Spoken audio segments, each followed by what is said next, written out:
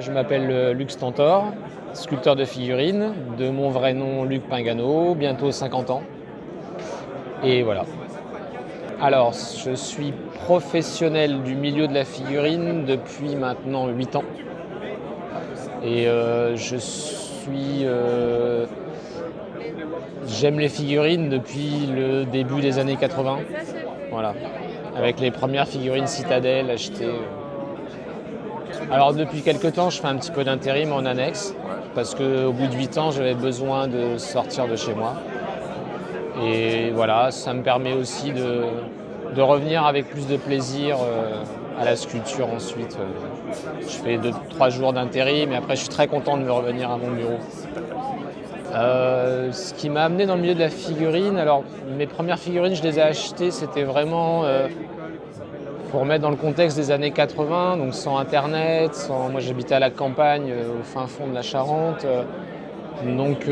Toujours attiré un peu par le milieu de l'imaginaire. Il y avait peu de sources en fait, on avait peu de...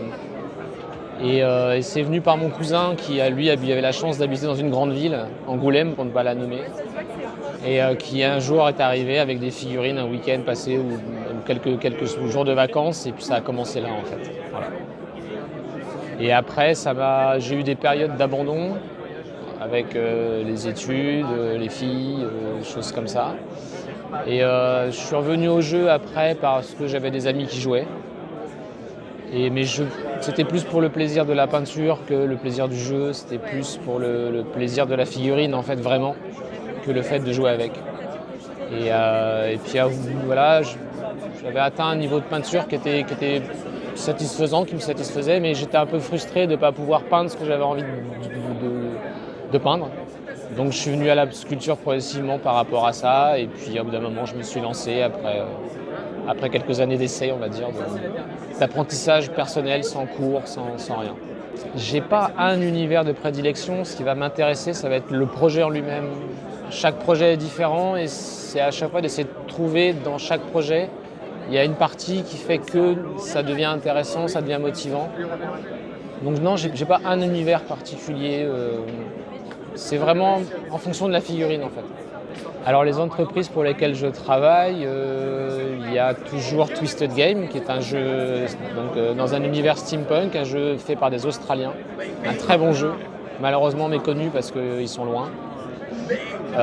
Warbound, un jeu franco-belge, dans un univers post-apo cyberpunk avec lequel je travaille depuis 3 ans maintenant et dans lequel je suis impliqué dans le sens où j'ai mon mot à dire sur les processus créatifs, où je peux amener des idées lors de l'élaboration des concepts. Donc c'est aussi intéressant de travailler en équipe parce que c'est un métier solitaire. Donc le fait de pouvoir de temps en temps travailler en équipe, c'est extrêmement motivant. Sinon il y a d'autres marques dont je n'ai pas forcément le nom tout de suite qui me viennent en tête, mais aussi quelques particuliers, régulièrement des commandes pour des particuliers. Je suis en train de voir si je vais vexer quelqu'un qui va voir cette interview. Non, je crois pas. Je joue très rarement, je joue à Blood Bowl, qui est le meilleur jeu de tous les temps et qui sera le meilleur jeu de tous les temps. Mais je suis pas très joueur en fait. J'aime jouer, mais je suis pas un acharné du jeu. Alors je ne peins pas mes propres sculptures. J'ai jamais essayé, je sais qu'il faut que je le fasse, parce que ne serait-ce que d'un point de vue technique, ça me permettrait de me dire que des fois, là, je suis peut-être allé un peu loin dans le détail, je me suis fait plaisir en tant que sculpteur et j'ai oublié qu'à la fin c'était censé être peint. Ça peut arriver malheureusement. Mais c'est vrai que ça fait partie des choses. Là, le Soi qui est sorti là récemment pour Warbound, la dernière sortie, celle-ci me titille un peu les pinceaux. Ouais. J'aimerais bien, je me dis que là, j'ai 2-3 idées de schémas de couleurs qui me viennent en tête. Donc s'il y en a une que je vais essayer de peindre, c'est peut-être celle-ci. Ouais. Alors au niveau inspiration, dans le milieu de la figurine, il y en a un qui m'a assez marqué, c'est Sébastien Archer, qui est un des fondateurs de Twisted Game. Et alors il m'a marqué à plusieurs. D'abord il m'a marqué par son travail. D'abord c'était un excellent peintre.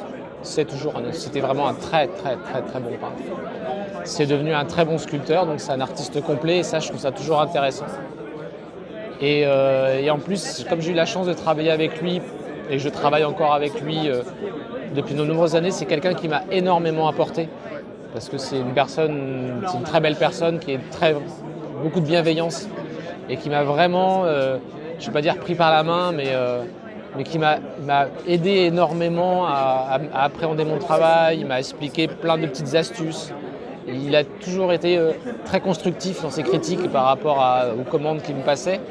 Il était toujours content de ce que je faisais, mais à chaque fois, j'avais toujours un petit retour en m'expliquant les choses qui pouvaient être améliorées, tout ce que je pouvais faire, mais toujours avec beaucoup de bienveillance. C'était jamais fait de manière un peu paternaliste ou un peu hautaine. C'était toujours dans l'idée de m'améliorer et de pouvoir... Voilà. Et c'est vraiment quelqu'un à qui je dois énormément. Et c'est pour ça que je le cite en tant qu'artiste de référence, parce que il y a cette relation à la fois parce qu'il a pu m'apporter par rapport au travail qu'il fait, mais aussi par rapport à la relation qu'on a établie au cours de ces années, où il m'a vraiment beaucoup, beaucoup apporté.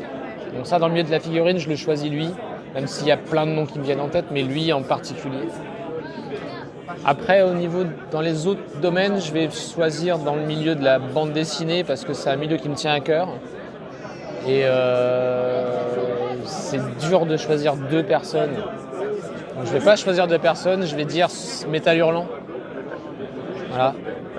Et donc, que ce soit Moebius, Druillet, tous ceux qui ont participé à ça. Et c'est pareil, ça faisait partie des... Même si je le lisais peu quand j'étais enfant ou gamin, c'est quand même... Je voyais régulièrement passer des illustrations, des choses comme ça qui m'ont profondément marqué dans ma construction, on va dire, de ma sensibilité artistique. Et puis je vais en choisir quand même un troisième, c'est Sergio Topi, le dessinateur italien. Parce que je considère que les légendes de Charasdé, c'est le livre que je peux relire et relire. Et à chaque fois, je découvre des choses. Et à chaque fois, il me touche, ce livre. Donc voilà, je choisis ce panel d'artistes. Je suis très content d'avoir rencontré Grégory aujourd'hui, alors que on s'était vu en live avec Dr. D, je crois, et puis que je suis régulièrement son travail. Et je suis très content de l'avoir en face de moi aujourd'hui. Et puis que je remercie aussi le Hammer Time, parce que c'est vraiment un super salon. Donc venez au Hammer Time, il y a une très bonne ambiance, il y a plein de monde, tout le monde est gentil, tout le monde est souriant, c'est très détendu, donc venez. Voilà, c'était ma conclusion.